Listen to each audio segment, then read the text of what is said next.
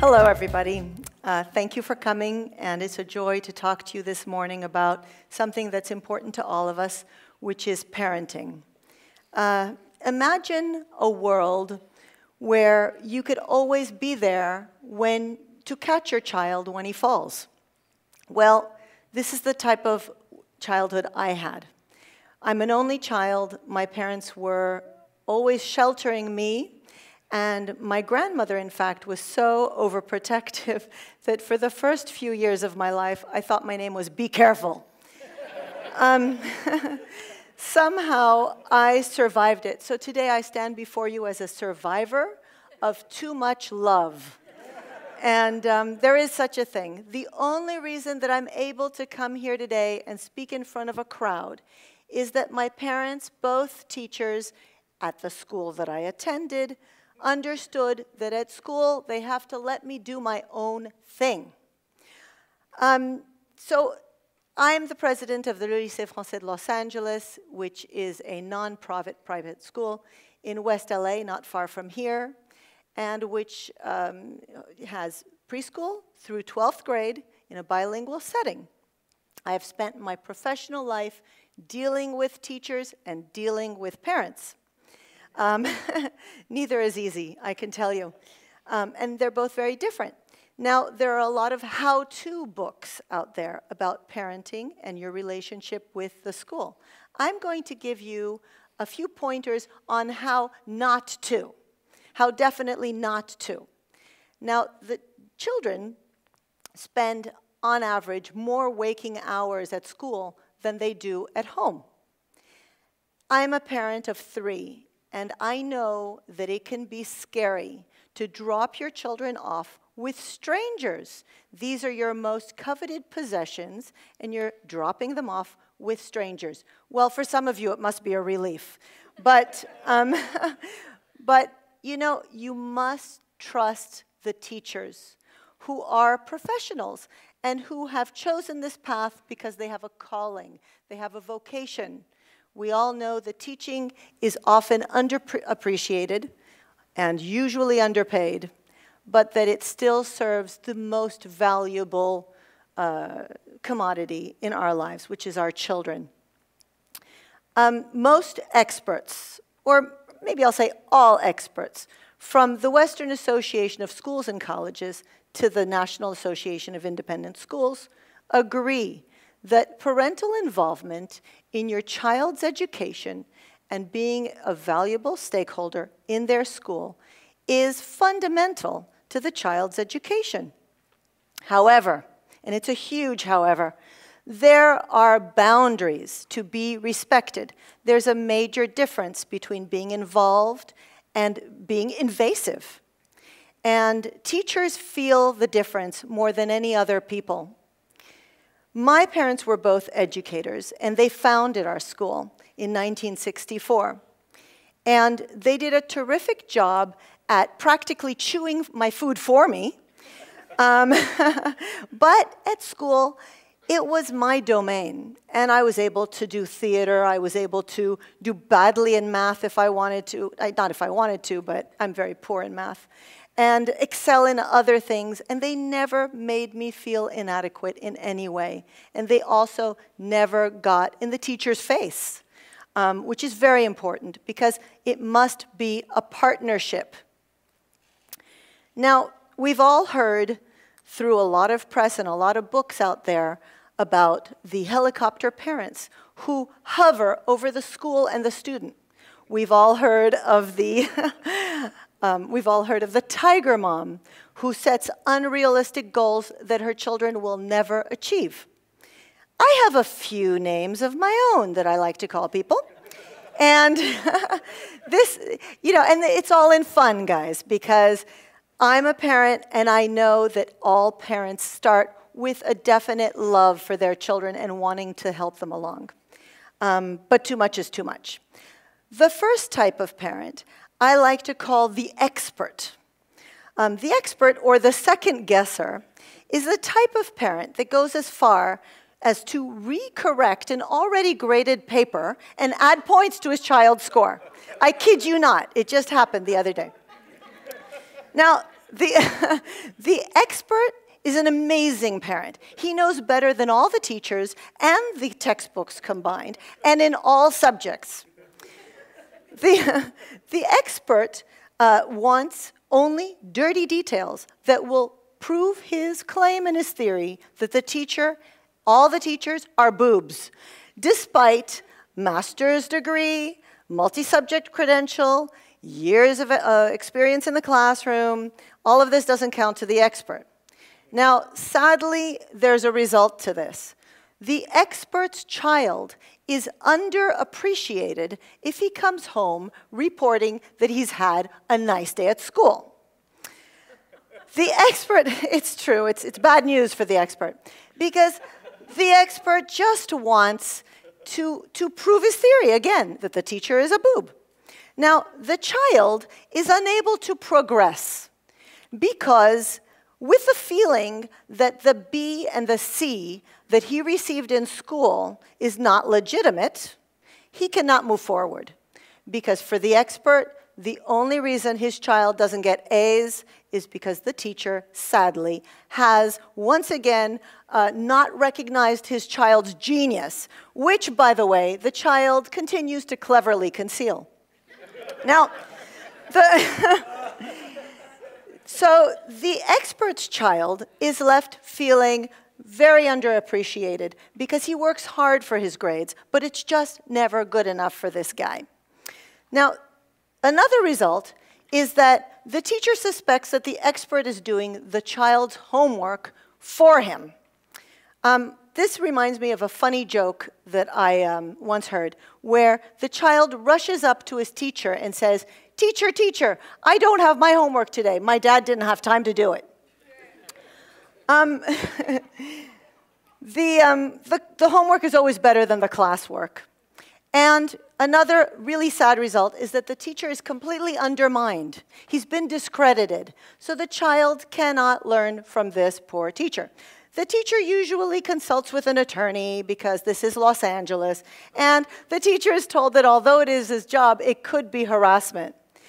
There's always one positive, a silver lining to every story, and in the expert's case, the silver lining is that the teacher has noticed great improvement in both parents' grammar and vocabulary. Sadly, this is not the point of education. There are lots of parenting styles out there, but the worst is that which robs the child of the very important experience of learning from his own mistakes. I believe that it's easier to build strong children than to repair broken men. And women, of course. Now, the next style in parenting, also a don't do it, is called the Cia Operative. Now, the Cia Operative trains his child as a mole to infiltrate enemy territory, which is the school and the classroom. Now, the mole has a covert operation that starts somewhere in preschool and ends after graduation. He is in school not to learn, but to catch the teacher breaking the rules. Now, the mole is debriefed every day at pickup time. He will report on every detail of his day. His report is usually sent off via internet, of course, to all of the school community, because the Cia operative parent is also a cyber bully. Always, always, guys. Now, the mole he doesn't have time to be a child. He cannot engage in any kind of camaraderie because his buddies are often featured in his reports, which read something like this. 0900 hours. The children were waiting for the teacher in the classroom. The teacher was 3 minutes late. The teacher then engaged us in a 34-minute literature discussion about the assignment. However, the teacher glanced at her cell phone twice. Now, the school rules mandate that there shall be no cell phone usage in the school. Once again, the mole is successful and has caught his teacher breaking the rules. Now, for the mole, this is a very sad situation because he cannot learn from the teacher. If you are this type of parent, stop now, because you are raising a snitch. And while, again, all joking aside, these are very serious times that we live in, and we need to know what's going on at school. These are our children. But you do not need to engage in so much minutia. And you need to raise a happy child who later on in life knows the joy of seeing the forest and not just the trees, of concentrating on all of the big picture and not drowning in details. The poor mole is he can't learn. What can I say about the mole? Other than maybe he will really join the CIA later, in which case it's legitimate and he has learned something. Now, the next style of parenting that drives teachers crazy, because, I am very hands-on, and I listen to teachers, I listen to parents, but you never get that valuable perspective of how the teachers view you. I have discussed this topic with preschool teachers until high school teachers, and strangely, they all recognize these parents. So they do exist in every classroom. The next type of parent we all have, and I like to call her the Touchy-Feely Starbucks yoga mom. Now, the Touchy-Feely for short, is a valuable asset to the teacher and the classroom at first. Typically, the Touchy-Feely will, very generous with her time, of course, volunteer to co-chair a fundraiser, or perhaps put out a newsletter, or bake for the bake sale. However, if she does bring cookies to the classroom, don't eat the cookies. Do not eat the cookies. It's a trap. It's a trap. Because those moms that you have observed on television and everywhere that show up at school in the Flex Ford car, and they're the cool moms, and they have their lattes and everything. In my day, they called those housewives. But and if you're my age, which is 52, then in my day, in the 70s, they wore tennis skirts. But today, it's yoga pants. They are not stay-at-home moms. They are stay-at-school moms. They invade the driveway, your space. You can't get rid of them. It's so nauseating. We're having camp right now at our school, and we have two moms who are in camp. I mean, I want to give them a t-shirt and a hat, because they won't go home, and their kid is always looking at them, and there's like absolute no camp experience for these poor kids. The Touchy-Feely, as I said, is very helpful to the class. The teacher is lulled into a very false sense of security, whereby the teacher is thinking, what did I ever do without this wonderful mom in my class? Now, sooner or later, the Touchy-Feely starts to think in her own mind that she is somehow more important than any other mom. The other moms start to feel invisible. The Touchy-Feely is not appreciated at home. Her husband is a powerful television executive or, head of something. And does not appreciate his wife. So at school, she wants power and she wants praise. And eventually, she wants favors. And when the teacher bursts her bubble and tells her that she's not more important than the other moms, well, she's not happy. The good news, if there are any teachers out there, is that the Touchy-Feely will eventually move to another school. It doesn't matter that Touchy-Feely's daughter is getting straight A's. Doesn't matter that Touchy-Feely's daughter has a million friends. Because for this mom, education has absolutely little or nothing to do with her child and everything to do with her. Just a side note, Touchy-Feely's daughter will usually move to 2 more schools before graduation. Now, another style of parenting that is not appreciated by anyone in the school community is what I like to call the Great Negotiator. The Great Negotiator exists in every school, and now I hear from college professors that I befriend that they even exist in college.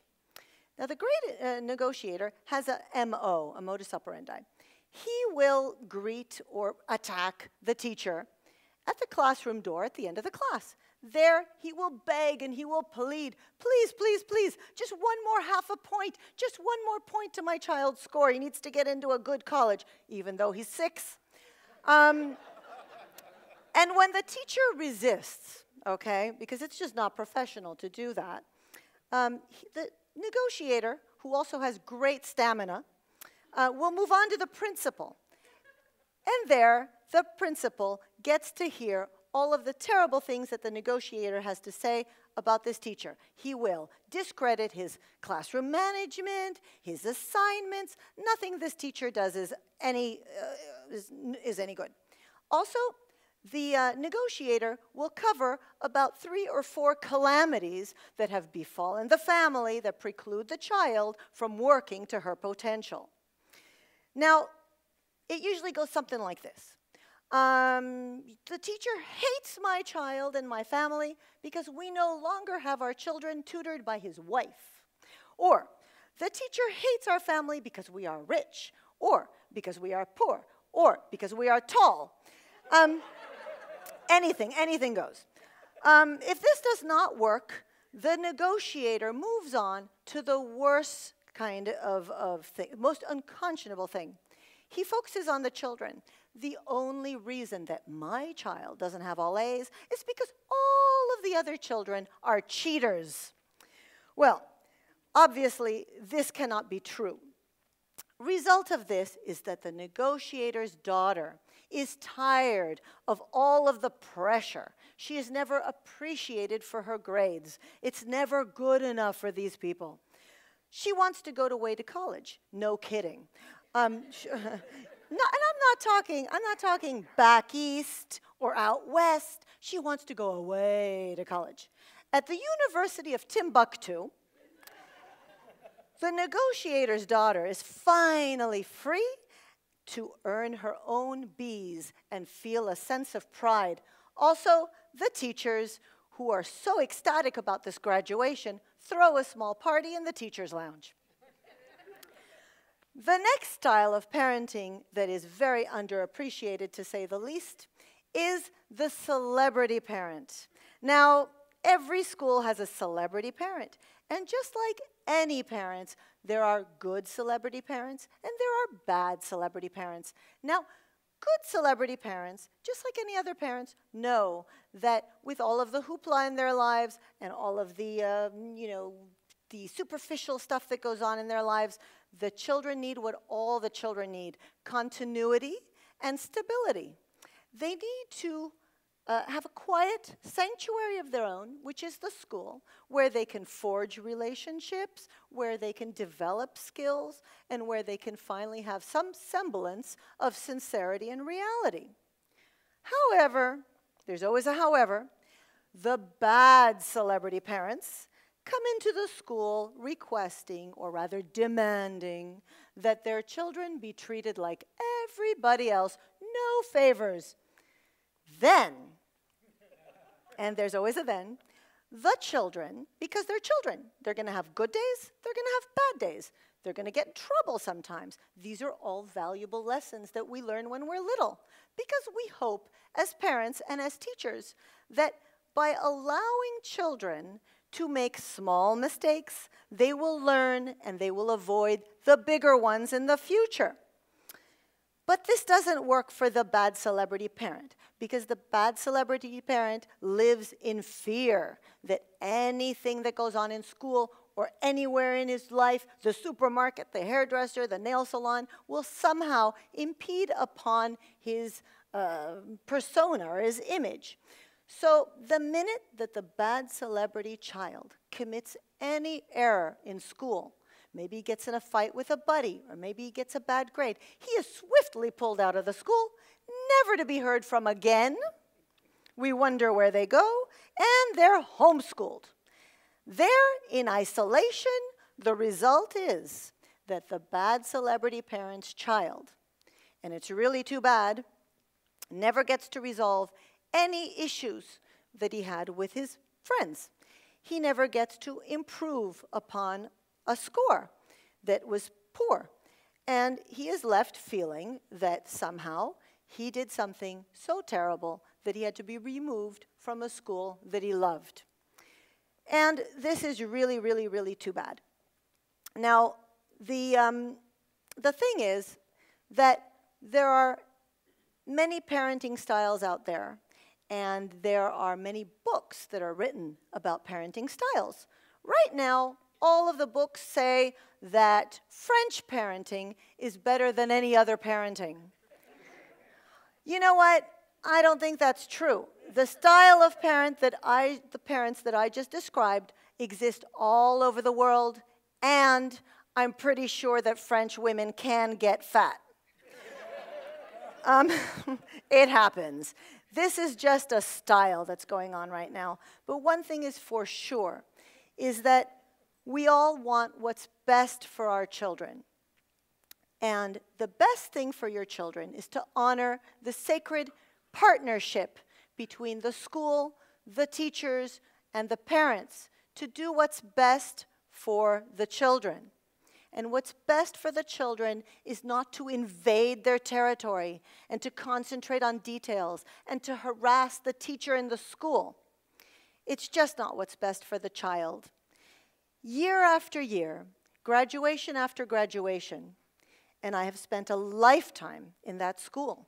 I showed up when I was 4, and I'm still there. I don't get to graduate.